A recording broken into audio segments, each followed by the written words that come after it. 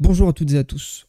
Dans cette vidéo, je vais vous parler de ma nouvelle thèse d'investissement. Je l'ai mis à jour il n'y a pas longtemps et en fait, c'est une nouvelle idée qui m'est venue très récemment quand je voyais la courbe des nouveaux tokens qui sortaient. Aujourd'hui, on est sur un modèle à airdrop qui touche un petit peu à sa fin. Il y a encore des opportunités qui peuvent se créer et qui se créent en ce moment même d'ailleurs. Simplement, le farming intensif comme avant pour générer des dizaines de milliers de dollars, ça c'est un peu terminé. Sauf si vous avez un capital monstrueux que vous pouvez déployer un petit peu comme Justin Sun. Mais c'est quand même très peu probable. Quand on repense à chaque gros airdrop récent, que ce soit Layer 0 ou ZK Sync, mais on peut aussi noter Wormhole ou même Dimension, il y a une très grosse partie des gens qui sont déçus. On pense notamment à Stark, qui est sans doute l'exemple le plus significatif en termes de déception de communauté. Sauf que le problème, c'est que cette partie qui est déçue, ça représente une énorme partie de la communauté, en fait. Ce qui fait que les projets sont généralement désertés après l'airdrop, et là on va commencer à rentrer dans les chiffres réels. Si je m'appuie sur Layer 0, vous pouvez voir qu'ici on a une période de farm de l'airdrop ainsi qu'ici, mais dès que l'annoncement de la snapshot a été fait, on est sur ce pic-là. C'est absolument désastreux. On a divisé les transactions par je ne sais pas combien.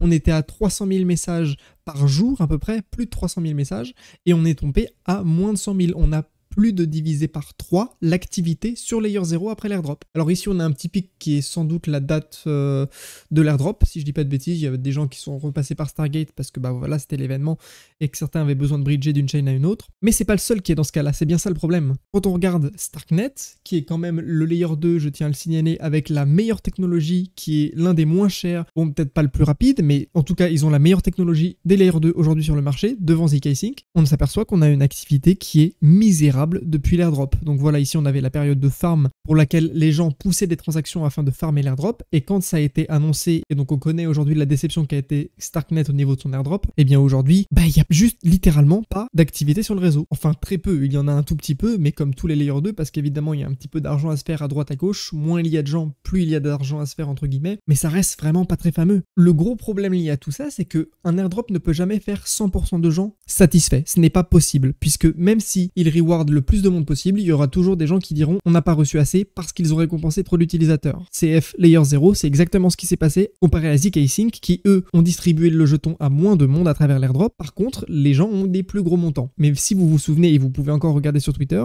dans les deux cas, les gens étaient mécontents. Il n'y a rien à faire. L'un des autres gros problèmes de ces nouveaux projets, c'est tout simplement les tokenomics. C'est pas plus compliqué que ça. Quand on regarde la partie qui est réservée à la team, ici on a donc Starkware et les early investors, donc les VC, les venture capitalistes, on est sur des montants absolument délirants que l'on n'avait pas avant. Et en quoi ça applique une pression à la baisse sur le token? Bah vous pouvez tout simplement le voir ici. Quand on regarde justement les tokens qu'ont reçus les VC, ils sont certes vestés, tout comme ceux de la team.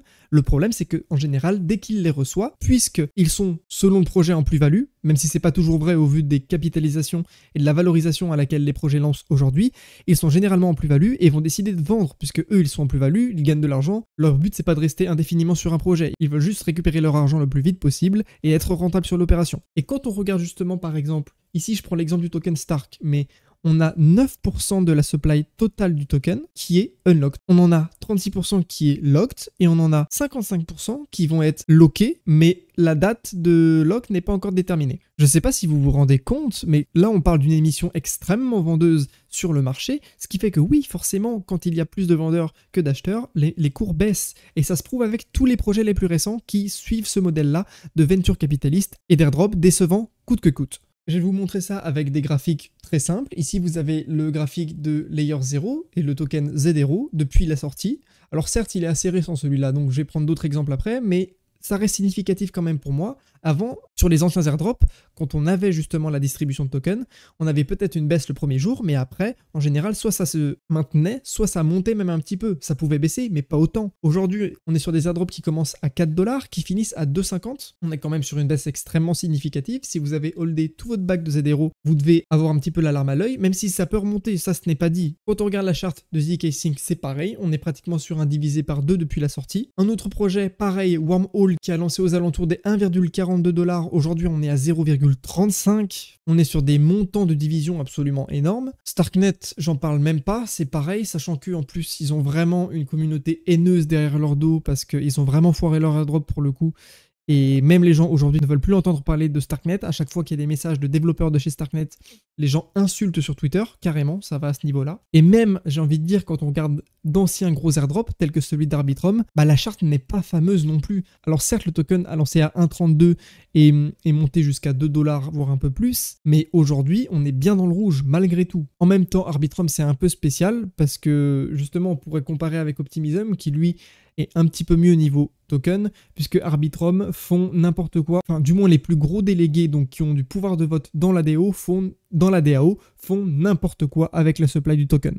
Et ils en distribuent à droite à gauche au projet de l'écosystème. Je ferai peut-être une autre vidéo là-dessus. D'ailleurs, dites-moi si vous voulez une vidéo qui expliquerait de A à Z le fonctionnement d'une DAO, qu'est-ce que c'est, comment ça marche et pourquoi ça existe et c'est génial. Du coup, avec tout ce que je viens de vous montrer, j'en viens vraiment à me poser cette question. Pour un investisseur dans la crypto, n'est-ce pas plus intéressant d'acquérir des cryptos de projets qui sont là depuis longtemps dans l'écosystème, qui sont solides et fiables? Je pense par exemple à AAV, à Uniswap, à évidemment Bitcoin et Ethereum, mais là on n'est pas sur des projets, on est sur les blockchains majeurs sur lesquels se basent les projets en général, surtout Ethereum. Ou même Chainlink, qui est un autre projet qui se base sur Ethereum. Je vous ai fait une petite comparaison sur CoinMarketCap, j'ai tout simplement pris d'anciens projets que je vais comparer avec des nouveaux, et vous allez voir que même si l'horizon temps est assez récent, enfin 6 mois dans la crypto ça commence à faire beaucoup, mais vous allez voir que le constat est malgré tout sur 6 mois sans appel. C'est incroyable. Donc ici, j'ai fait tout simplement une watchlist avec 5 anciens projets majeurs de l'écosystème. On a notamment Maker, on a Ethereum, évidemment, l'un des piliers, l'un des plus gros piliers de l'écosystème.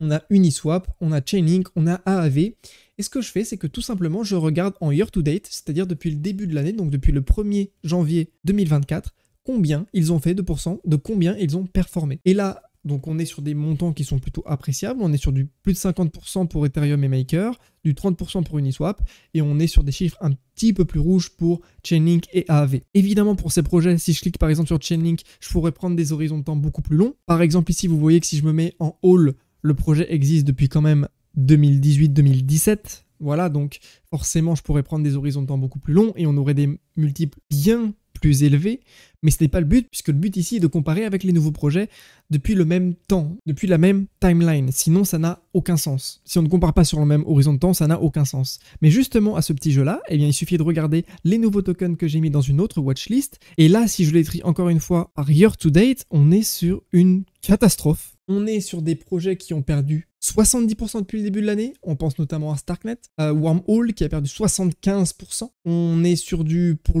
pour celui qui a le moins perdu, on est sur du Celestia, même si Celestia, si vous aviez reçu l'airdrop et que vous ne l'avez pas vendu, vous êtes quand même en plus-value, puisqu'au début, il valait 2 $ à peu près le token, et il a explosé par la suite à 10 $.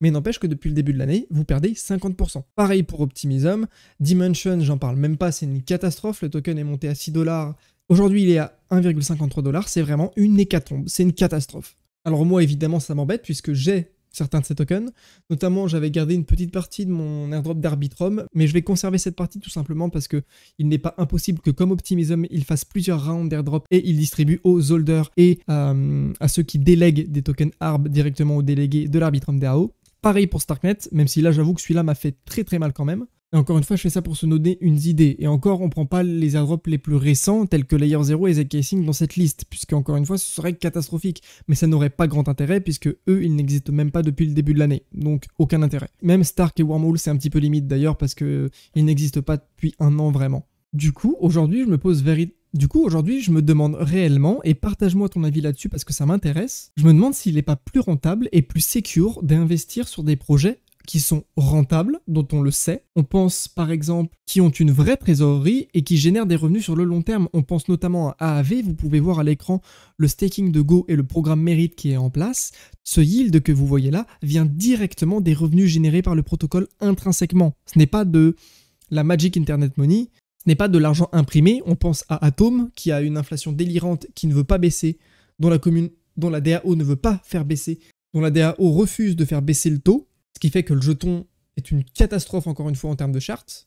En fait, il ne pump pas puisque l'émission de token est juste beaucoup trop forte. Donc il ne peut pas pump sur le long terme. Si ça reste comme ça, ce sera de pire en pire. Donc ouais, on pense notamment à des projets comme AAV, Uniswap à long terme, pas tellement pour l'instant, même si c'est rentable, c'est pas redistribué aux utilisateurs. Si tu veux en savoir plus, je t'invite à aller voir ma vidéo dessus qui est extrêmement détaillée. Quand la majorité des tokens des projets récents, tels que zkSync, Layer 0 et tout ça, auront été émis à 100%, la situation sera extrêmement différente. Peut-être que quand le jeton est entièrement émis, le projet est plus sain, puisqu'il n'y a plus de partie locked, il n'y a plus autant de pression vendeuse. Mais le problème, c'est que c'est dans combien de temps tout ça? Est-ce que ces projets-là seront encore en vogue? On pense notamment au Layer 2, qui évolue très rapidement avec la technologie qui évolue vite. On pense aux bridges tels que Wormhole ou Layer 0. Peut-être qu'une meilleure technologie sera trouvée dans l'avenir. Et puis bon, quand on regarde par exemple jusqu'à quand le vesting est réalisé sur zkSync, on s'aperçoit qu'on est quand même là jusqu'en 2028. On est là pendant encore 4 ans, c'est-à-dire que pendant encore 4 ans, des jetons vont se libérer, vont être vendus sur le marché, vont créer de la pression vendeuse. On parle de 4 ans dans un écosystème tel que les cryptos, c'est énorme. Et c'est même un horizon de temps sur lequel il est très difficile de se projeter. Personnellement, aujourd'hui, je suis bien plus serein d'avoir de l'Ether, du AAV ou encore du Link que du ARB, même si j'en ai un petit peu comme je l'ai dit tout à l'heure, du Layer 0 ou du ZK. Même si j'ai un petit peu de ces 3 tokens, je vais pas vous le cacher, j'utilise notamment des positions en liquidity providing et je pense aussi que Layer 0 pourrait potentiellement un petit peu performer si jamais le marché venait à se retourner dans le bon sens. Mais c'est vraiment une toute petite partie de mon portefeuille parce qu'aujourd'hui, le modèle des venture capitalistes fait que les tokens sont voués à baisser coûte que coûte, n'importe quel projet. Les deux seuls qui arrivent potentiellement et qui, selon moi, ne respectent pas trop ce modèle et que je garderai peut-être, c'est Hyperliquid, mais j'ai pas farmé l'airdrop, et c'est surtout Avail qui a fait un airdrop un petit peu souterrain, qui a levé encore plus de fonds après avoir réalisé leur premier round d'airdrop et qui a une technologie absolument très prometteuse. Donc peut-être que je garderai ce token parce que les gens voudront se l'arracher sur le marché secondaire. Mais le problème, c'est que vous voyez qu'ici, j'ai fait une autre watchlist qui est un petit peu plus degen, qui est une watchlist de même coin. En fait, le problème, c'est qu'aujourd'hui, j'ai envie de dire, on donne presque plus de confiance à investir dans un même coin qui est un modèle de distribution bien plus pur et sain que le modèle des ventures capitalistes qui ont une grosse partie de la supply. Évidemment, c'est pas un conseil en investissement, c'est hyper risqué d'investir sur les mêmes coins, tout le monde le sait. Mais j'ai envie de dire aujourd'hui que si on prend les plus gros meme coins, alors ceux qui n'ont pas par exemple un wallet qui détient 50% de la supply, faites attention, parce que ça aussi ça peut jouer des tours et on peut se faire avoir très rapidement. Mais c'est peut-être ceux qui ont le modèle le plus authentique en fait, qui ont une distribution parfois la plus équitable, alors que pourtant il n'y a vraiment rien derrière pour la plupart. Et malheureusement, quand certains essaient de construire quelque chose derrière, on pense notamment au Dogecoin, eh bien c'est pas forcément ce que veulent les acheteurs du token. Vous pouvez voir qu'ici la courbe de Dogecoin, depuis qu'il commence à construire des choses, eh bien on n'a jamais revu les niveaux d'antan, même si évidemment avant c'est un petit peu incomparable parce qu'on a Elon Musk qui poussait comme pas possible le Dogecoin, il s'est un petit peu calmé, mais quand même. Mais encore une fois, c'est des problèmes qui sont inhérents au modèle de venture capitaliste. Pourquoi? Parce que une crypto avec un projet solide derrière ne peut tout simplement pas adopter ce même comportement-là avec une distribution qui est fair pour tout le monde, qui est équitable pour tout le monde, pour la bonne et simple raison qu'ils ont besoin des fonds des ventures capitalistes pour grossir et se développer. Et que forcément, s'ils ont une partie des fonds de ventures capitalistes, ils sont obligés de dédier une partie de la supply du token à ces gens, puisque sinon, ils n'investiraient tout simplement pas du tout. Mais du coup, le problème de ça, c'est que encore une fois, ça crée des capitalisations extrêmement élevées avec des tokenomics plus que discutables, et on se retrouve à faire des moins 50% en quelques semaines. Comme vous pouvez le voir, si je retourne sur Token Unlocks et que je regarde par exemple le PP, on a 100% des tokens qui sont unlocked. On ne se fera pas surprendre par un vesting et une vente soudaine de tokens liés au vesting, non, ça c'est pas possible. Une émission de tokens, ça reste possible sur certains meme coins, je suis pas assez renseigné pour vous le dire. Faites vos propres recherches là-dessus. Mais quand on regarde aussi le Shiba, qui est aussi un énorme meme coin, eh bien c'est la même chose. On a 100% des jetons qui sont unlocked. Par contre, évidemment, attention à vous, Vitalik Buterin détient littéralement la moitié de la supply de tout SHIB. Il décidait de tout vendre, ça ferait un carnage. Voilà, même si il sait très bien ce qui se passerait et trop de monde perdrait de l'argent et ce n'est pas le but. Bref, dites-moi votre avis en commentaire sur cette petite réflexion que j'ai eue pour ma part. Je dis pas que c'est la vérité, pas du tout, c'est juste des questions que je me pose et je remets en cause et en question la thèse que j'ai sur les crypto-monnaies. Voilà, j'essaye d'adapter mon modèle d'investissement avec le temps et avec ce que je peux constater sur le marché. Dites-moi si ça vous a été utile, si vous avez d'autres remarques ou si franchement ça pourrait être super sympa d'en discuter, que ce soit dans les commentaires ou directement sur Twitter, mon compte est dans la description. Si cette vidéo vous a plu, n'hésitez pas à la liker, à vous abonner et à lâcher un petit commentaire, ça fait toujours extrêmement plaisir et ça me soutient. Et moi je vous dis à bientôt pour une prochaine vidéo. Ciao ciao.